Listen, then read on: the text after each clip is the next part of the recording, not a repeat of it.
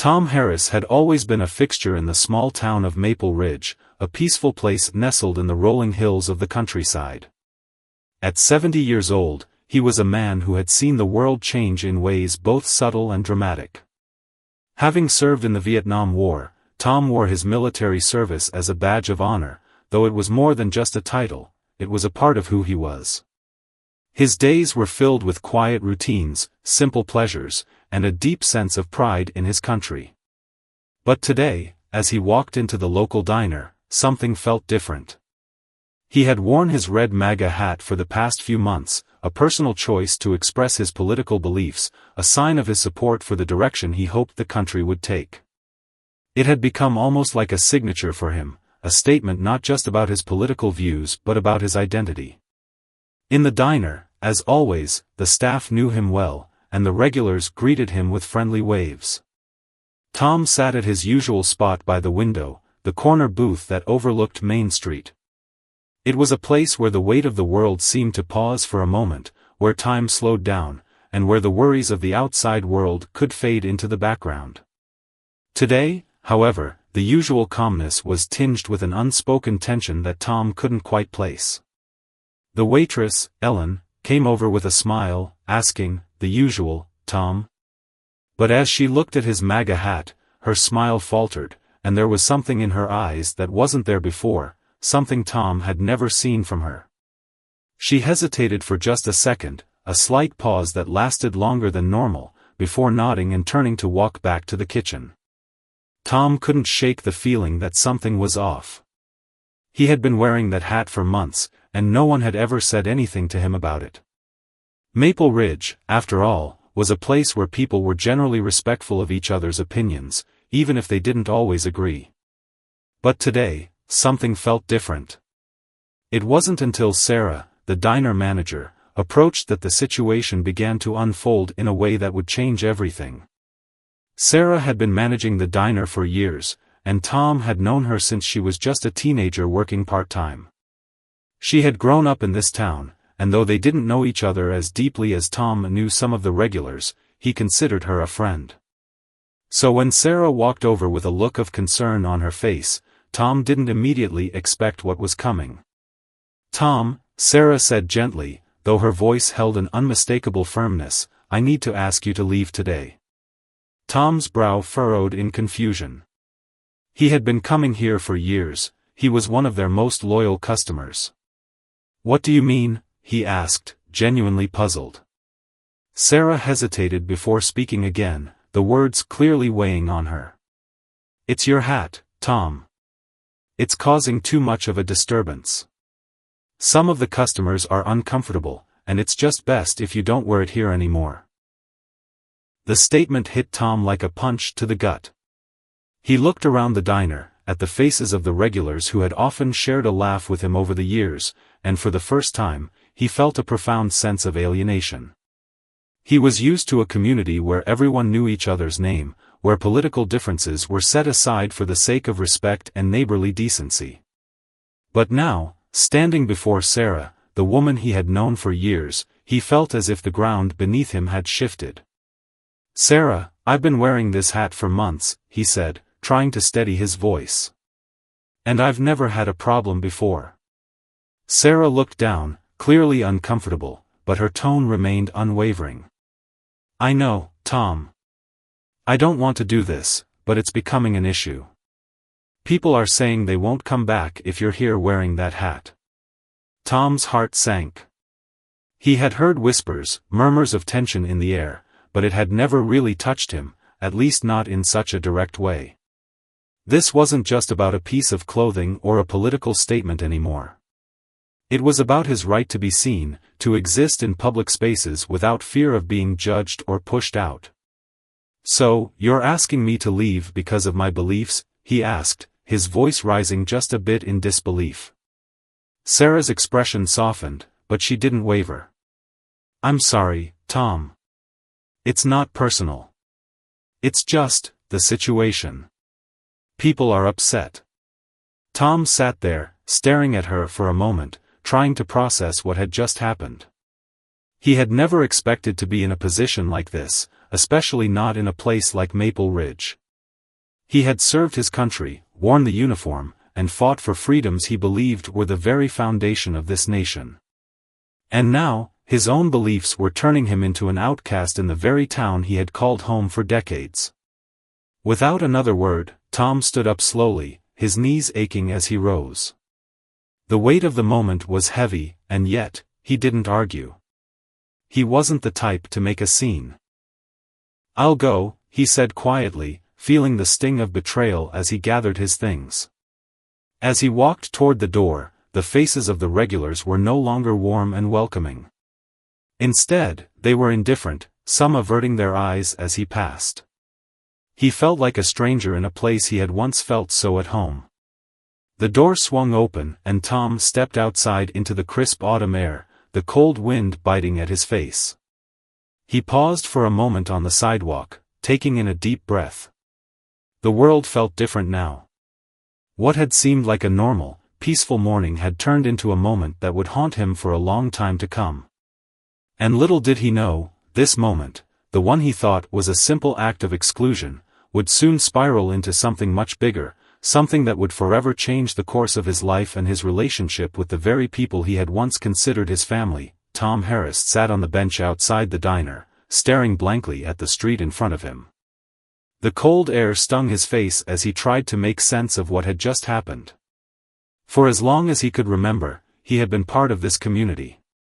He had served in Vietnam, returned home, and eventually settled in Maple Ridge, a town where he had built a life, raised a family, and found comfort in the familiarity of routine.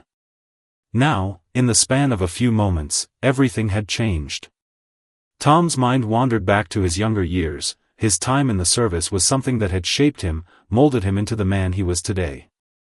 He was proud of that time in his life, of the bond he shared with his fellow soldiers, and of the sense of duty that had always defined him. But being a soldier wasn't just about fighting on the battlefield, it was about defending the values that made America what it was: freedom, democracy, and the right to express oneself.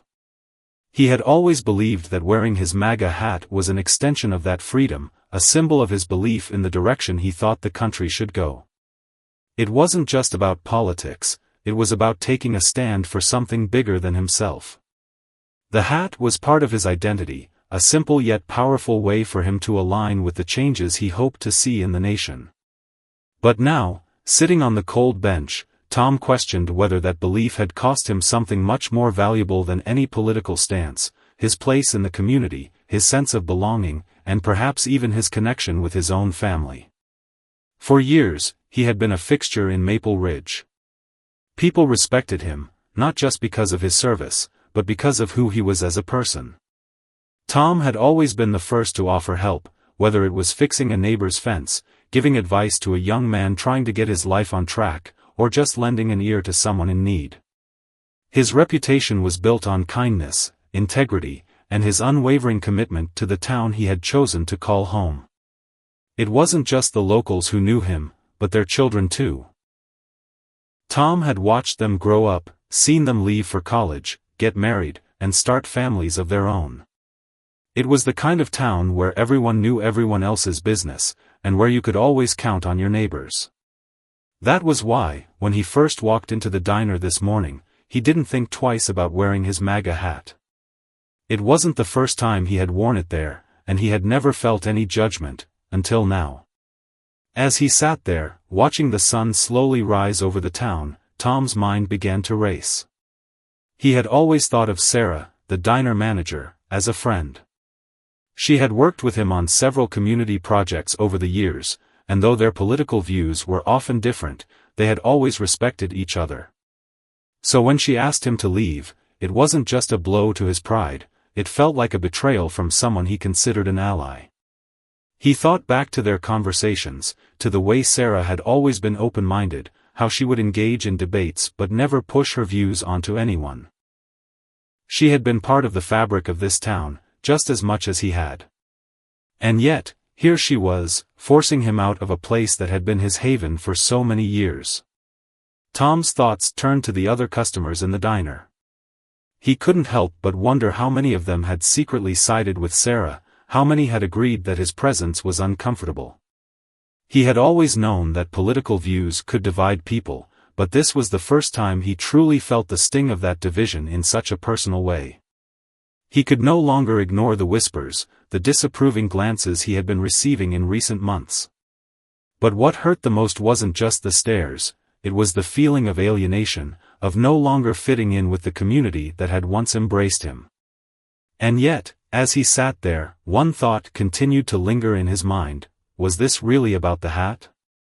Or was it something deeper, something that had been building for a long time? As Tom sat there, he remembered a time when his son, James, had been the center of his world. James had always been his pride and joy, the boy who had inherited his father's love for the outdoors and his sense of justice. But something had happened over the years. Tom didn't know exactly when it started, but the gap between them had widened, a gap created by political differences, by misunderstandings, and by their inability to talk about what was really bothering them. When James left for college, Tom thought it was just a phase.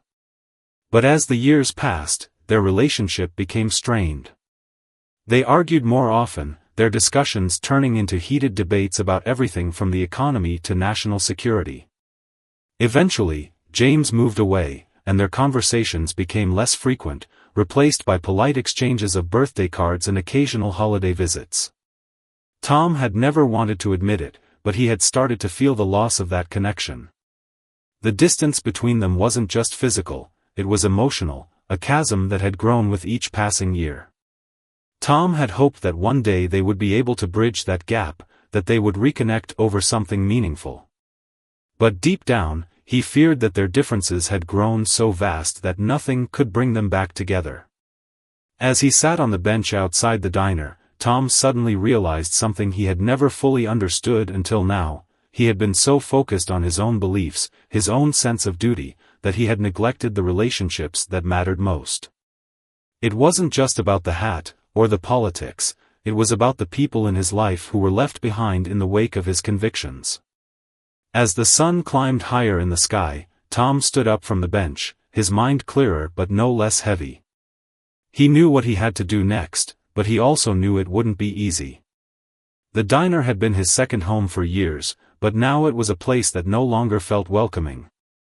And yet, despite the pain and betrayal, Tom felt a glimmer of hope.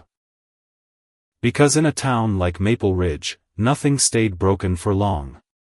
And though it would take time, he believed that somehow, he could find a way to mend the relationships that mattered most, if not with the town, then with the one person he still loved more than anyone else. The next few days felt like a blur to Tom. He couldn't shake the feeling of being adrift, disconnected from everything he had once known. The morning after his encounter at the diner, he walked into town as usual, but this time, the streets seemed quieter, the faces less familiar. As he passed the familiar stores and homes, there was a sense of something broken, something fragile in the air, and it wasn't just the cold of the early autumn breeze that made him shiver. It was as if his entire place in the town had been upended in a single moment. Tom knew he couldn't just sit back and let the hurt fester. He couldn't let the town he had fought for, the place he had poured years of his life into, slip away over something so trivial, something that wasn't even truly about his hat, but about everything else that had been building underneath the surface for so long. Still, the sense of isolation persisted. He began to notice the whispers again as he walked down the street, people avoiding his gaze, stepping aside when he approached. Some nodded politely, but the warmth he had always known felt distant, as though the very fabric of the community had begun to fray. Son. It was clear that Sarah's decision had reverberated through Maple Ridge, and now, every glance, every passing moment seemed laced with judgment. Even his old friends, the ones he had shared countless evenings with over beers at the bar, had grown distant. At the diner, he hadn't seen many of the familiar faces that usually crowded the tables. It was as if they had all agreed that Tom wasn't welcome, that his presence would somehow disrupt the peace. The younger customers who had never spoken a word to him now avoided eye contact, and some even walked out when they saw him pass by. The tension in the town was palpable, and for the first time in decades, Tom felt like an outsider in his own home. But as much as he wanted to retreat, to bury himself in the solace of his own thoughts, he knew he couldn't. He had to confront this. And maybe, just maybe, there was a way to fix it. It was then that Tom's mind drifted to his son, James. Over the years, they had barely spoken, their relationship strained by misunderstandings and growing political differences. He thought back to the day James had left home, the last time they had shared a moment of genuine connection. It had been a conversation about the future, about what James wanted out of life, but somehow, it had turned into an argument about the direction of the country. James had always been idealistic, passionate about his own beliefs, and they had clashed more times than Tom could count. After James moved away, their conversations became increasingly rare, and when they did speak, they felt awkward, forced. Tom often wondered if the gap between them was too wide to fix, whether the differences in their views had grown so profound that there was no turning back. But now, as the impact of his expulsion from the diner settled in, Tom realized something important: the political divide between him and James was only a symptom of something much deeper. The fracture between father and son wasn't just about politics, it was about the disconnect that had developed over the years. Tom's heart ached at the thought of James, of the boy who had once looked up to him as a hero, now standing on the other side of a chasm that seemed too wide to bridge. The weight of that loss, the feeling of not being able to connect with his own flesh and blood, was unbearable. And yet, deep down, Tom knew that this was his chance to fix it. This was the moment that he had been waiting for, even if he hadn't realized it yet. There was still time to heal the wound, to rebuild what had been lost, but it wouldn't happen if he kept avoiding the issue. The thought of reaching out to James was terrifying. What would he say? How could he explain the way things had gotten so twisted? How could he make his son understand the pain he felt? Tom didn't have all the answers, but he knew one thing for sure: if he didn't try now, it would be too late. He had to face his son, even if the conversation was uncomfortable, even if it meant finally addressing the rift that had grown between them over the years. With a heavy heart and a sense of urgency, Tom picked up the phone and dialed James' number. The phone rang several times before the line clicked. "Hello," came James' voice, distant and cool. Tom hesitated for a moment, the weight of everything hanging in the balance. He hadn't spoken to James in months, and even then, their conversations had been short, formal. He could hear the silence on the other end of the line, the tension that always seemed to linger between them. "James," Tom began, his voice hoarse, "it's Dad." There was a long pause before James responded. "What's going on, Dad? You sound different." Tom took a deep breath. "I need to talk to you. It's about everything. About what happened, about us. I've been thinking a lot, and I think it's time we finally talked about this. About where things went wrong." James was silent for a moment before replying. "I don't know if there's much to talk about, Dad. You know where I stand, and you know how I feel about your politics." Tom's heart sank. But he pressed on, knowing this was the only chance he had to make things right. "I know, son. And I know we've had our differences. Hell, I've been stubborn. But I also know that there's more to us than just politics. We've been through too much together for me to just let this tear us apart."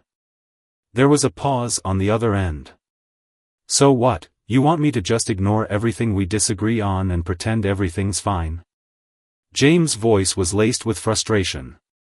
"No," Tom said softly, his voice trembling, "I want to find a way to fix it. I want to find a way to be your dad again, to be the father you deserve. I don't care about the damn hat. I care about you. I care about us.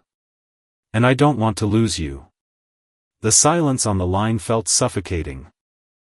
Tom waited, praying that James would hear the sincerity in his words, that he would see past the politics and understand the deeper yearning for connection that had always been there. Finally, after what felt like an eternity, James spoke again, but this time, his voice was quieter, less defensive. I don't know, Dad. It's just been so hard for me to even talk to you about this. I don't want to fight anymore. Tom's heart lifted with a flicker of hope. Then don't. Let's talk. Let's start over, James. Please. The words hung in the air, a fragile thread of hope, but it was enough.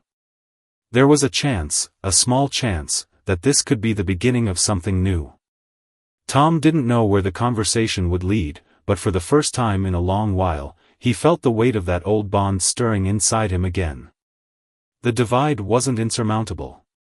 If he could just reach his son, if they could just listen to each other again, maybe, just maybe, they could find their way back. The days following that phone call were a strange mix of hope and apprehension for Tom. He spent much of his time pacing around the house, waiting for some sign that his conversation with James had opened the door to reconciliation. The phone call had been a breakthrough of sorts, but the silence afterward was deafening. Tom knew his son well enough to understand that James wasn't one to make quick decisions or dive into things without thought. The last thing he wanted was to rush this fragile connection they had started to rebuild. It would take time, effort, and patience, three things Tom knew all too well. He couldn't undo years of tension in a single conversation, but the fact that James hadn't shut him out completely was a glimmer of hope. Every day, Tom found himself checking his phone more than usual, expecting a call or text that might break the silence, but it never came. His mind would wander to their past, to the days when James was a young boy full of energy and questions, always looking up to him for guidance. Back then, their relationship was simple. There were no politics, no divisions. It was just a father and son trying to make sense of the world. But as James grew older, everything had become more complicated. Their differences had seemed so small at first, just passing disagreements about trivial matters, but over time, those disagreements had morphed into something much larger. The last few years had been the hardest for Tom. He could see his son becoming more distant, more entrenched in his own world of beliefs and ideals. And while Tom had tried to keep up, to understand the changes in James' life, he couldn't help but feel left behind. The idea that they could somehow find common ground felt like a distant dream, something impossible to grasp. But now, after that conversation, Tom realized that nothing worth having came without a fight, without work. He had already lost so much in the past year. His place in the diner, his sense of belonging in the town, the bond with his son. He couldn't afford to lose James too. So, he waited. But it wasn't just passively waiting. Tom began to reflect on his own actions, on the moments in his life where he could have done better, where he could have reached out to his son before things got too out of hand. The diner incident had made him realize that it wasn't just the political divide that had driven a wedge between them, it was his own stubbornness. For years, Tom had held on to the belief that he was always right, that his way was the only way. He had been so focused on his own convictions that he had never truly listened to James, not in the way that a father should. The truth was, their relationship had been strained long before the politics ever entered the equation. Tom had allowed the differences to grow, had let the divide widen without ever considering how his own actions had contributed to it. It was a bitter pill to swallow, but it was a truth Tom couldn't ignore anymore. The realization stung, but it also served as a wake-up call. If he was going to have any hope of repairing his relationship with James, he would have to do things differently. He would have to let go of his pride, of the need to always be right. It wasn't about winning arguments anymore, it was about understanding each other, about finding common ground in a world that seemed increasingly divided.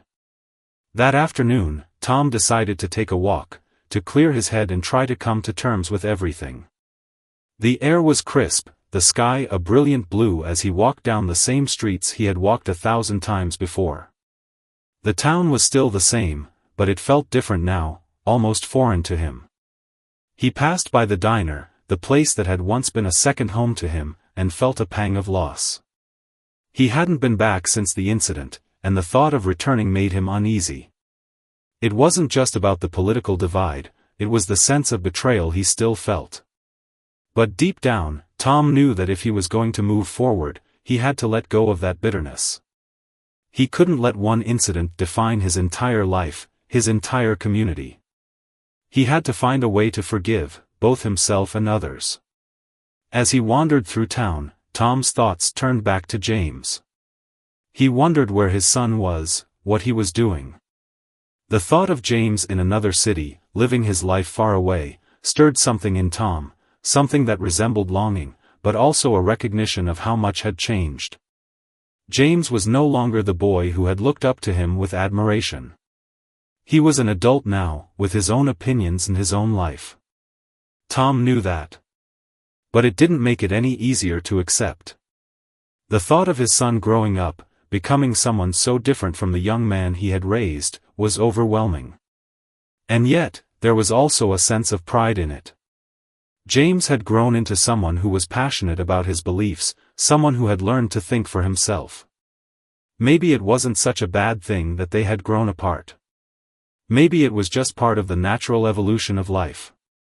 Tom stopped by a small park near the edge of town and sat on a bench, the weight of his thoughts pressing down on him. He thought about the call again. What had James really meant when he said he didn't want to fight anymore? Had that been the opening Tom had been waiting for? Was it possible that they could rebuild their relationship, even if it meant making sacrifices, even if it meant compromising? Tom didn't know. But he also knew he couldn't let this chance slip away. He was tired of letting life pass him by, of staying stuck in the past, of holding on to grudges and regrets. He needed to move forward, even if the path was uncertain. Tom's phone buzzed in his pocket, pulling him from his thoughts. He pulled it out, half expecting it to be another message from someone in town, another reminder of the tension in the air. But when he saw the name on the screen, his heart skipped a beat. It was James. "Hey, Dad," James' voice came through the speaker, sounding uncertain but warm. Tom took a deep breath, his heart racing. "James," he said, his voice steady but filled with emotion. "I'm glad you called." There was a pause on the other end. "I've been thinking a lot about what you said," James finally replied. "I don't want to keep holding on to this. I know we've disagreed on a lot of things, but I don't want to keep fighting either. I miss you, Dad." Those words, simple, honest, were everything Tom needed to hear. His heart swelled with relief, with hope. This wasn't going to be easy. There was still a long road ahead, full of challenges and moments of doubt. But for the first time in a long time, Tom felt like maybe, just maybe, he wasn't alone in this struggle. There was a chance to heal, to rebuild what had been broken. And with that thought, Tom smiled for the first time in days. The weeks that followed James' phone call felt like a slow but steady rebuilding process. Tom could hardly contain the joy that surged within him when he saw his son again.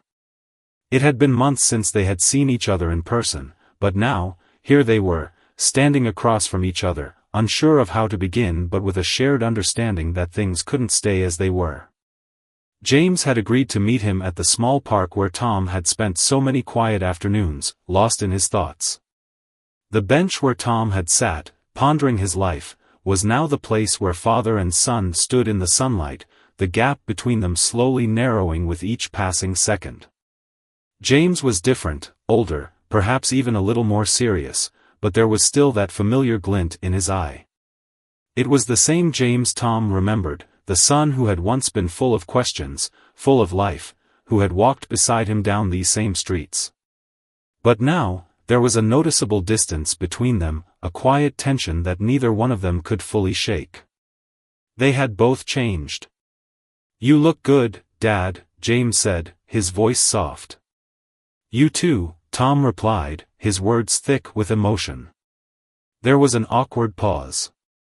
The conversation that they both knew was coming hung in the air like a storm cloud, but neither of them could quite bring themselves to break it. After a few moments, Tom finally spoke. "I've been thinking a lot about everything, James. About the diner, about us. James nodded, his expression unreadable. Yeah, me too. I mean, I don't even know where to begin. So much happened, and it feels like everything went off the rails. Tom let out a slow breath. I was too stubborn. I've spent too many years thinking I had all the answers, that I was always right. And it's cost me. It's cost me my place in this town, and it almost cost me you. He paused, letting his words sink in. I want to make things right. I want to be a better father, one who listens, who doesn't shut you down just because we disagree. James shifted his weight, his face softening slightly. It's not just about that, Dad. I get it. I know you've always been set in your ways. But it wasn't just the politics, you know? It was all of it. The way you pushed me away, the way you never tried to understand me. Tom's heart ached at the truth of his son's words. He had always thought he was doing the right thing, that his way of thinking was the best way. But in doing so, he had alienated the very person he loved the most. I didn't understand, and I'm sorry for that, James, he said quietly. But I want to understand now. I want to know who you are, what you believe, what drives you. There was a long silence, and for a moment, neither of them spoke. The weight of everything they had lost hung between them, but there was also something else, a glimmer of hope, a recognition that this conversation, though difficult, was the first step toward healing. Finally, James broke the silence. I don't know if I can just forget everything, Dad. But I think I can try to move forward with you. I've always wanted you to understand me, but maybe I need to do a better job of understanding you too. Tom felt the knot in his chest loosen slightly. I'll do whatever it takes, son. I'll listen. I'll be there for you, no matter what. James gave a small, tentative smile. It's gonna take time, you know? I'm not saying everything's gonna be fine overnight. But I'm willing to try. I just don't want us to keep hurting each other. Tom nodded. Neither do I. We've both made mistakes, but we've also got a chance to fix it. And that's what I'm holding on to. As they sat down on the bench, the silence between them was no longer filled with discomfort. There was an unspoken understanding now, a shared commitment to rebuilding what had been broken. For the first time in years, Tom felt a sense of peace settle over him. This wasn't going to be easy, he knew that. It was going to take time, effort, and patience. But he was willing to do whatever it took. For the sake of his son. For the sake of their relationship. The conversation shifted after a while. They talked about life, about where James had been and what he had learned, about the things that had shaped him into the man he had become. Tom listened intently, hearing James in a way he hadn't before. There was no judgment, no need to correct him or tell him he was wrong. Just a father, trying to understand his son. For James, it was a revelation. He had never expected his father to listen so openly, so genuinely. There had always been a sense of distance between them, but now it was as if that wall was crumbling, brick by brick.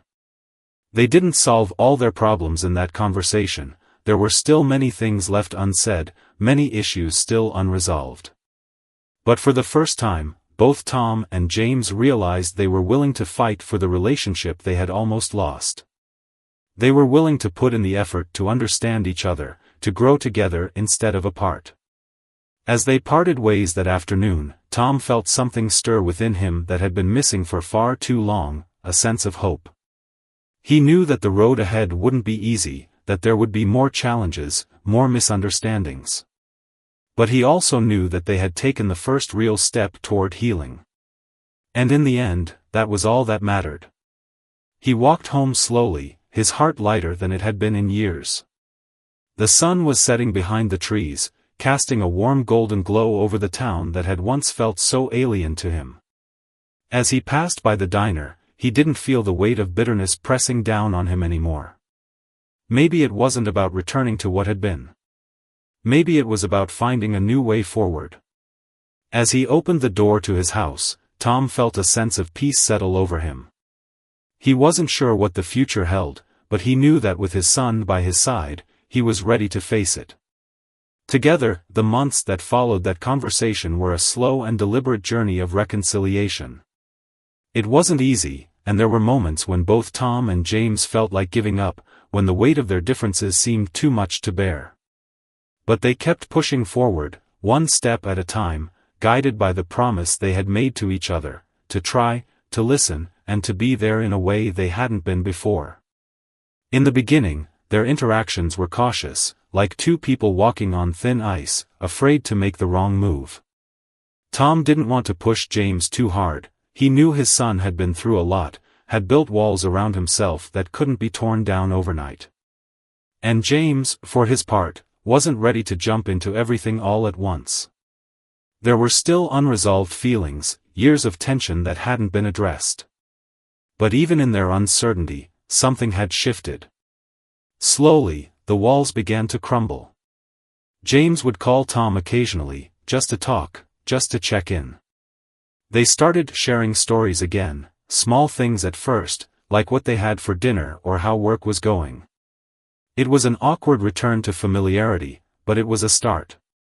And then, one evening, as the leaves began to turn golden with the arrival of fall, James invited Tom to dinner. It was a small gesture, but it felt monumental to Tom. It was more than just a meal, it was an invitation to rebuild, to heal. That night, they sat together at a modest restaurant, the hum of conversation and clinking silverware around them. Tom couldn't help but feel a sense of nervous excitement. This was it. This was the chance to start anew. As they ate, the conversation flowed more easily than it had in months. They talked about the past, yes, but they also spoke of the future. James shared some of the dreams he had for his career, his aspirations, and Tom listened, really listened, instead of offering advice or jumping in with his own opinions.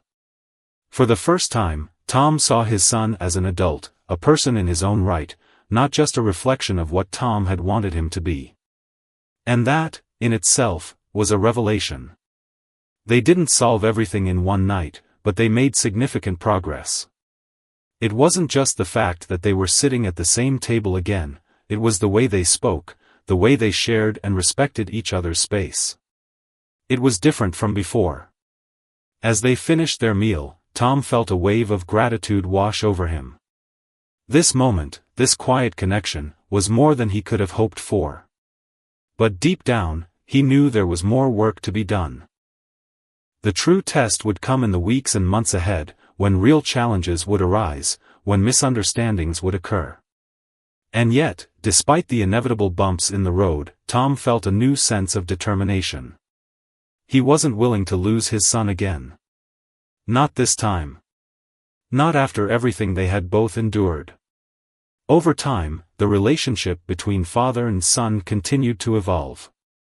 They started spending more time together, going for walks, grabbing lunch, even watching old movies together on weekends. It wasn't always perfect.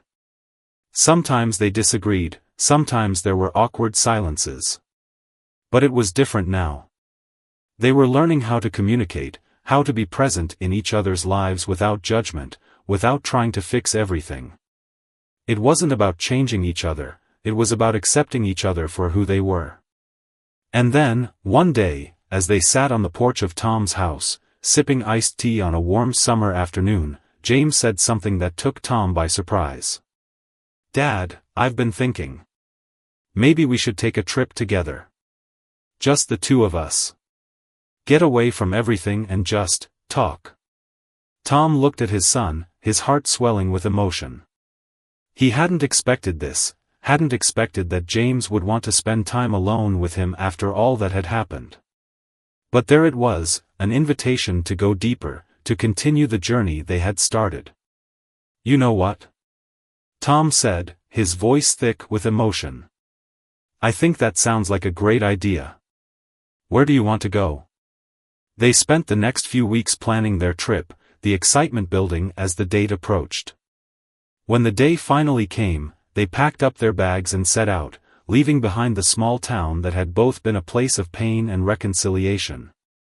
The trip was a mix of relaxation and discovery, a time for father and son to truly reconnect, free from the pressures of everyday life. They spent their days hiking, talking about everything from politics to philosophy, to the simpler things like what they missed about childhood and what they hoped for the future. Each night, they sat around a campfire, sharing stories and memories, the bond between them growing stronger with each passing moment. It was during one of these nights, as the fire crackled and the stars filled the sky, that Tom realized just how far they had come. The man sitting beside him wasn't the boy who had once looked up to him for all the answers. He was a man in his own right, with his own thoughts, beliefs, and dreams.